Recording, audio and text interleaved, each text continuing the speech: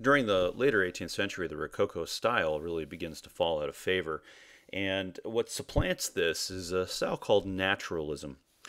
The writings of Voltaire and Rousseau really have a significant impact on this. We've talked a little bit already about Voltaire and about his feelings regarding intellectual freedom and religious freedom, and how this really didn't, correspond with what we saw, of course, during the Rococo period with the aristocracy. And so the style of naturalism is really a shift away from that very aristocratic style to something that's much more populist, really. Um, in particular, we can really align this closely with Rousseau. Jean-Jacques Rousseau wrote about this need, the importance really for mankind to return to a natural state. He believed that science and industry and advances and a lot of the things that really, in truth, are a central part of the Enlightenment.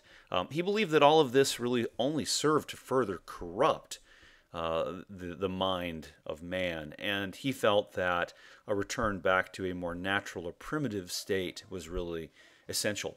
And as a result, however, in the arts, what we see is that paintings begin to shift back towards this much more natural form of imagery with a less of an artificial form, as we see when we look at the Rococo. We also see paintings that tend to focus as well on other Enlightenment era concepts, such as science and industry and technology, and we'll see examples of that. And we also see paintings that really are quite diametrically opposed, really, to Rococo. Rather than seeing images that focus on the leisure pursuits of the wealthy, we see images of common people engaged in activities that are intended to reinforce moral concepts. And so what we tend to see when we look at this style, at naturalism, is really a significant shift. So we see scenes of common, everyday people. We do often see scenes that combine realism with a lot of tenets of industry and science. And again, moralizing context or moralizing precepts are also something that we will certainly see evidenced in paintings during the naturalist style, or naturalistism, if you will. So this first example that we're looking at is a painting by Joseph Wright of Derby, and it's called A Philosopher Giving a Lecture at the Orrery, in which a lamp is put in place of the sun. So a little bit first about Joseph Wright of Derby. He was trained as a portrait painter initially by Thomas Hudson in the 1750s. And he was from Derby, which was one of the real centers of the Industrial Revolution in England. But you can certainly see when you look at his style here that he was influenced by Caravaggio, maybe not directly, but certainly at least by the Caravaggiiste, by the followers of Caravaggio in terms of his use of tenebrism, of dramatic lighting and shadows. But his content obviously is quite different. He tends to focus frequently on technological subjects. And this is a classic example, really, of Joseph Wright of Derby's work. And what we see here is this interesting composition where there's a light source which is kind of concealed within the object there in the middle. And what you're looking at is essentially an astronomical model. And an orrery was a tool used to really kind of research and look at and also to describe how they believed the solar system worked at the time. And it's kind of built like a giant clockwork mechanism. And so you have this lecturer here giving this instruction about the nature of the solar system, and all these, rapt onlookers looking on as all this process is going on. It's also kind of interesting that the way he's arranged the composition here. You have this center, which is the light or the sun, and then of course the orrery with its planets and its orbits arranged around that. But the other individuals within the composition are also kind of arranged in this somewhat circular set of orbits as well, which is really kind of an interesting technological inference here, or an interesting compositional device. So another work here that really kind of gives us some insight into the style of naturalism is a work called The Village Bride by Jean-Baptiste Cruz from 1761. This piece actually received quite a bit of attention at the Salon in 1761. And tastes begin to really shift away from this more aristocratic Rococo style towards things that are more in line with the writings of Voltaire and Rousseau, and this one certainly does that. And here we see a little bit about that moralizing context that I mentioned previously. So you've got this image of these, this family gathered around, and they're obviously not, they're not rich. They're probably somewhat lower class here, kind of rural setting. And you've got the father on the right-hand side. You've got a notary as well. And the father's in the process here of passing over money, a dowry, really, to a young man. You can see he's got his arm intertwined there with a young lady.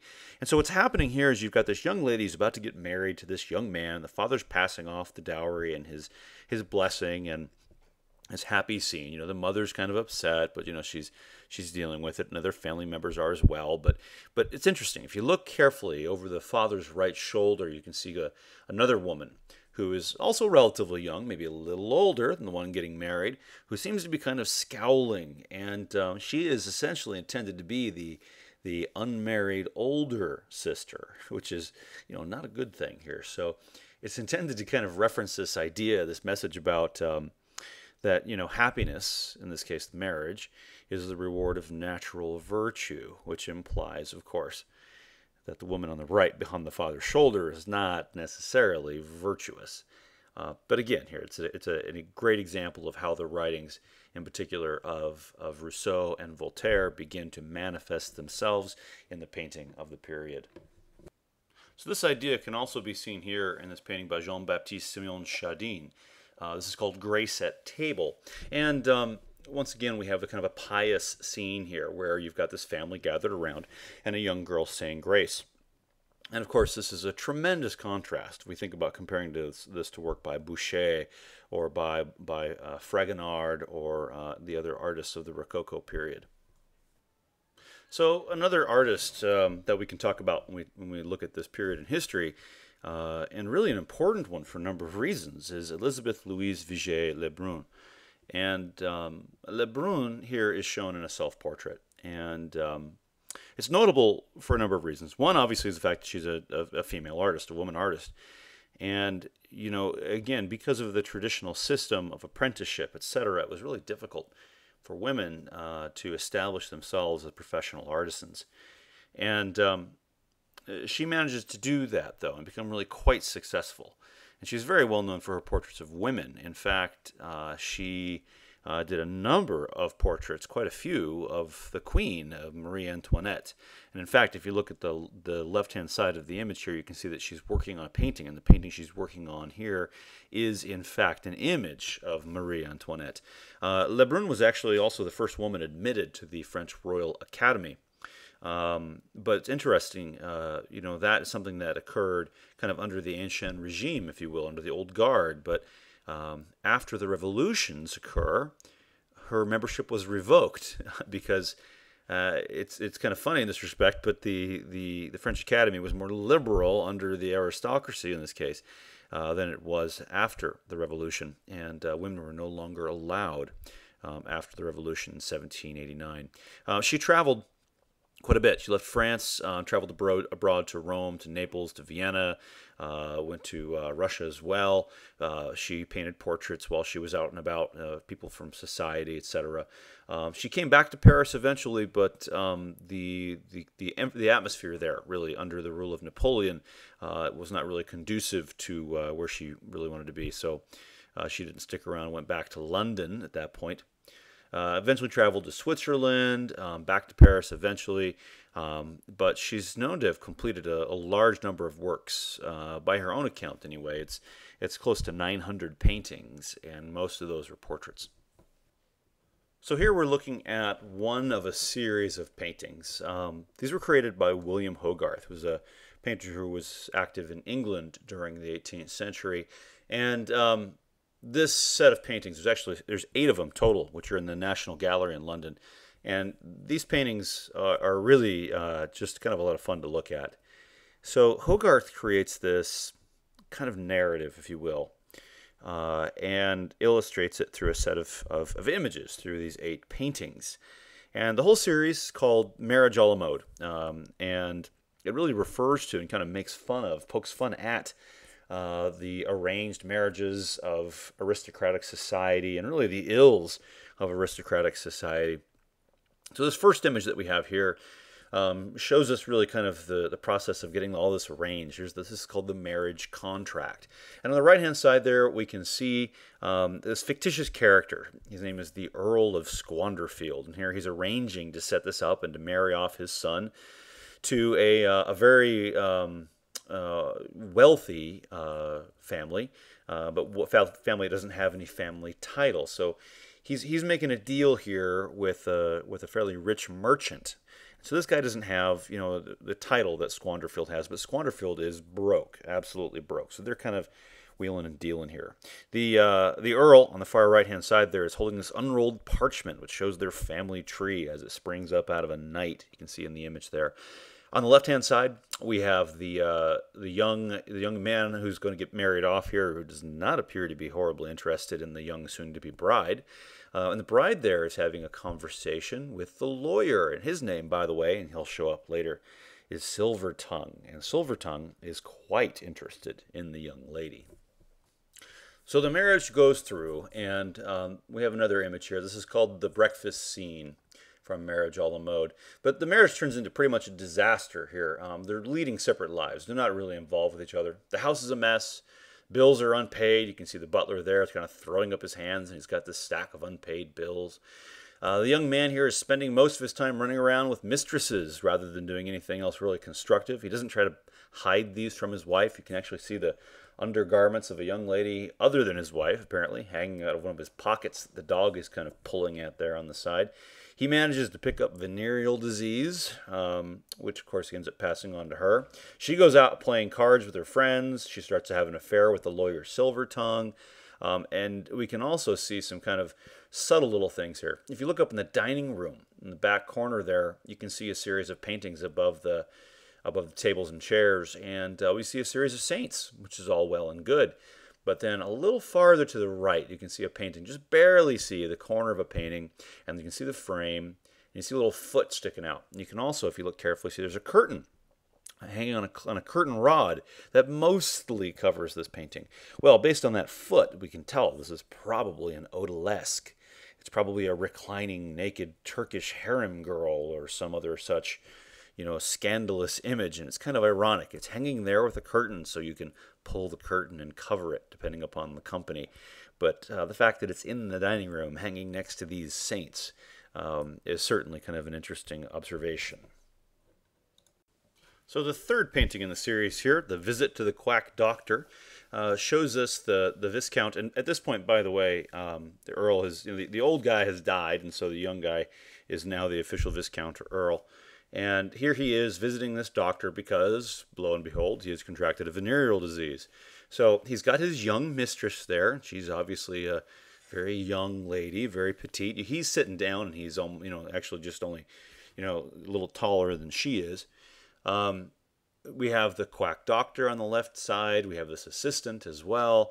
Lots of imagery like skulls, other things around us here that also reference death. Even a torture device in the right-hand corner.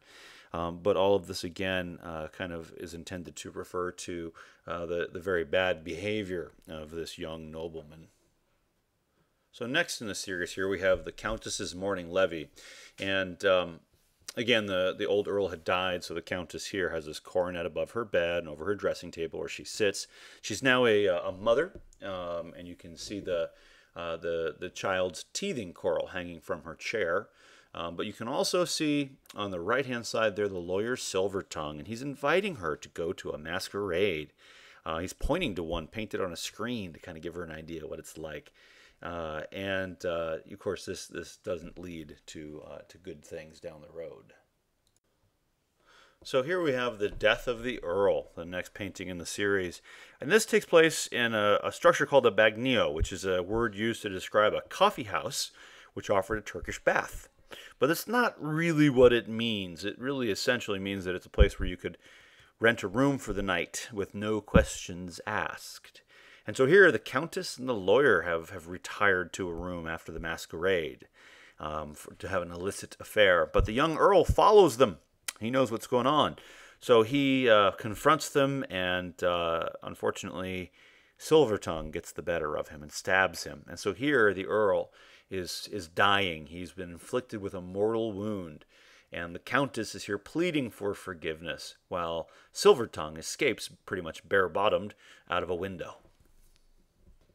And so finally, the last scene we have here is the suicide of the Countess. The Countess is dead. She has died. She took poison after learning that her lover, the lawyer Silvertongue, was hanged for the murder of the Earl, which is reported in the newspaper down there at her feet. You can also see that her father there is removing a ring from her finger, as a suicide's possessions were no longer their own. They were forfeited. And in the center there we have an apothecary, and he's basically being, you can see the servant actually is smacking him, is hitting him, because he's the one who provided the poison to the Countess. On the window, through the window, you can see a view there of the old London Bridge, and also there's a dog there coming up onto the table to seize the food and run off with it. You know, it's all very much literally gone to the dogs here.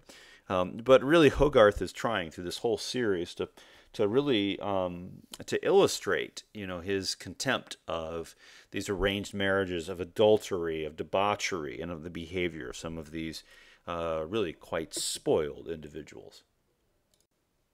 So another style of work, and you could even call this an ism, really, if you wanted to. It kind of fits within its own set of characteristics, is something called grand manner portraiture.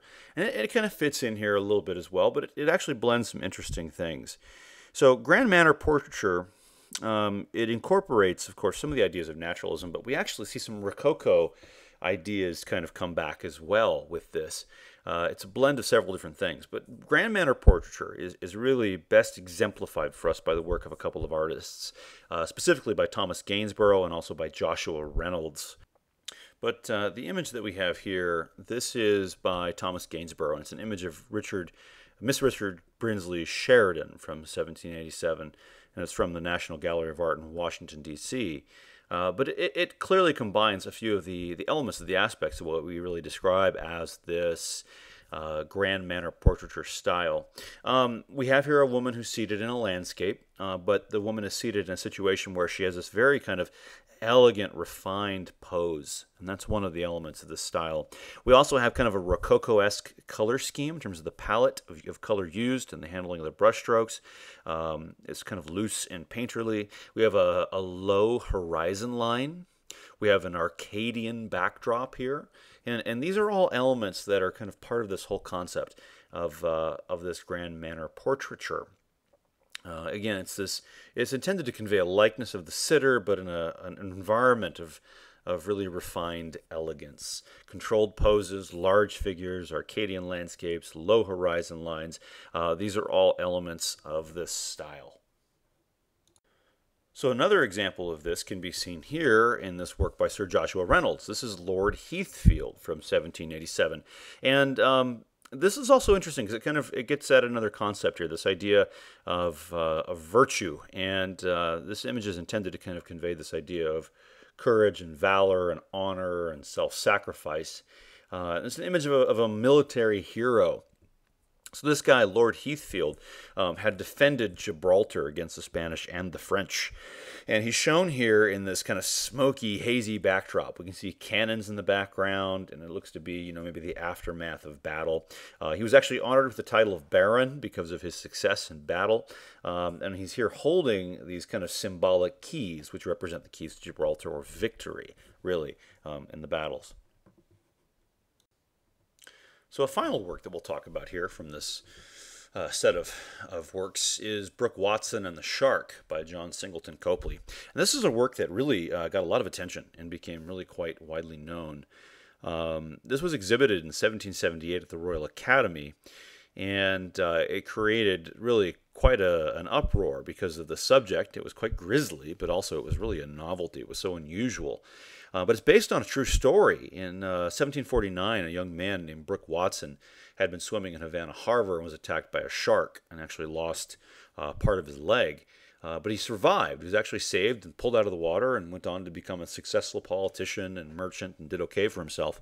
But this is the moment here where he's being saved, being pulled out of the water by these heroic sailors. And it's kind of arranged in a triangular composition, so it's very powerful and dynamic. We have this really strange looking shark, by the way. It's interesting. Copley spent a lot of time doing research, studying maps and things to make sure he got, Havana Harbor right, got all that correct. But I don't think he'd ever actually seen a shark. So this is a little unusual in the way that it's represented here. But another thing to note, you'll notice the guy with the harpoon standing up there getting ready to spear this shark actually bears a resemblance to a biblical figure. He looks a little bit like an archangel, and almost certainly some sort of image of Michael or Gabriel, maybe, driving Satan out or something. Probably played a significant influence on Copley's visual references here. This work ensured his Copley's appointment to the Royal Academy, and he actually made a ton of money selling engravings of this work.